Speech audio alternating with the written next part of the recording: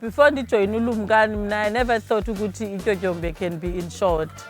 I thought insure izindlu ezi-expensive like izindlu ezitena andizange ndazi ukuthi you can insure ityotyombe lakho. If ndingabuzwa ngumuntu ecinga ukuthi i-insurance yabantu abanemali, ndingamxelela ukuthi no, i-insurance ayiyo yabantu abanemali. Ndibe ndimxelela ngam ukuthi ityotyombe lam li-insured since 2018. Kubalulekile ukuthi ube ne-insurance even if uhlala apha emikhukhwini. We don't budget for umlilo, so it's very safe ukuthi uhlale ujoyine i-insurance ukuthi indlu yakhe ibe under insured.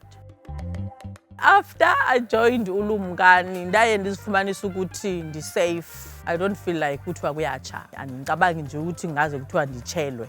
But at the end of the day, I know ukuthi I'm secured or I'm safe.